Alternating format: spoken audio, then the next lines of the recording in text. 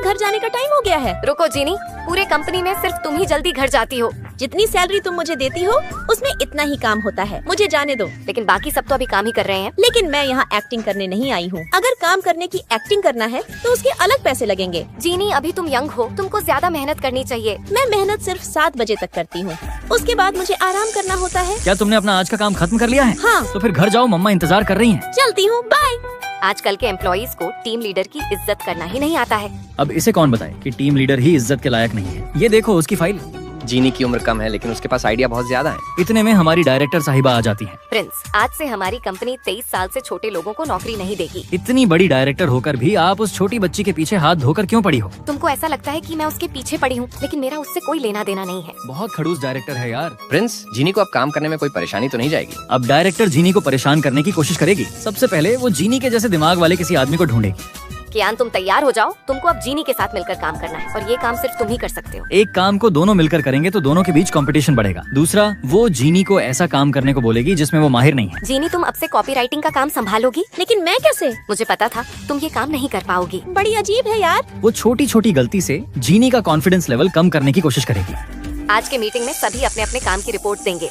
मैंने रिसेंटली ही अपनी 3 important schemes और 5 रिपोर्ट तैयार किया हूँ। कियान के बाद सभी ने अपना इंटरव्यू दिया और जब मेरी बारी आई तो हरामखोर ने सुनने से ही मना कर दिया। जीनी, अब मीटिंग का टाइम खत्म हो चुका है, तुम अगली बार बताना। मेरी इज्जत की तो वाट लग गई। प्रिंस, मुझे लगता है जीनी डायरेक्टर से बहुत परेशान हो गई है, वो अब काम नहीं करेगी। टेंशन नहीं लेने का, उसके लिए मैं हूँ ना।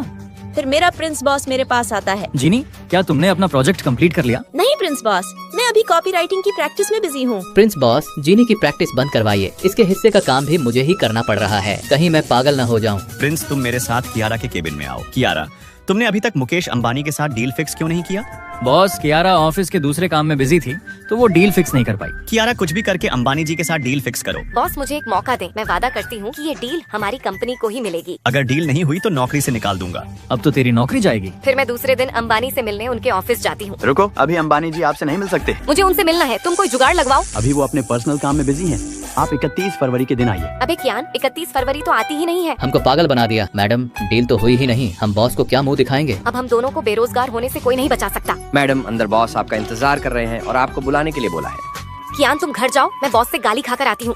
प्रिंस, अगर ये प्रोजेक्ट सक्सेसफुल रहा तो मैं जीनी से तुम्हारी शादी करवा दूंगा।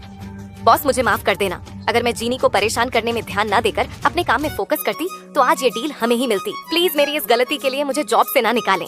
डोंट वरी कियारा, अब तुम टेंशन फ्री हो जाओ। हाँ कियारा, क्योंकि मुकेश अंबानी की डील हमारी कंपनी को मिल चुकी है, वरना मैं तुमको जॉब से निकालकर कंपनी के बाहर तुम्हारा मोमोज का ठेला लगवा देता। थैंक यू प्रिंस, तुम्हारी वजह से मेरी जॉब बच गई। कियारा, तुम मुझे थैंक यू नहीं बोलो, इसकी हकदार कोई और है। उतने में जीनी आ जाती। प्रिंस बॉस, मैंने अंबानी जी से डील फिक्स करवा दी हूँ। मेरे रहते किसी की नौकरी नहीं जा सकती। जीनी, तुमको अंबानी जी मिल कैसे गए? आज मैं मॉल गई थी तभी। प्रिंस, अंबानी जी मेरे सामने ही है। हेलो मिस्टर अंबानी, आप खिलौने क्यों निकाल रहे हो? जीनी, मुझे अपनी बेटी के लिए खिलौने लेना है, लेकिन मुझे समझ नहीं आ रहा है कि कौन सा खिलौना लूं। बस इतनी सी बात, मैं आपको खिलौना निकाल कर दूंगी। जीनी, वो वाला ठीक रहेगा? और खिलौना निकालने के बाद मैंने उनसे डील की बात करी और वो तुरंत मान गए। देखा कियारा, जीनी का दिमाग बिजनेस वूमन की तरह चलता है और उसका बिजनेसमैन प्रिंस उसके साथ होता है। अगर आपको वीडियो अच्छी लगी हो तो वीडियो को लाइक और चैनल सब्सक्राइब करके कमेंट में लाल दिल भेजो।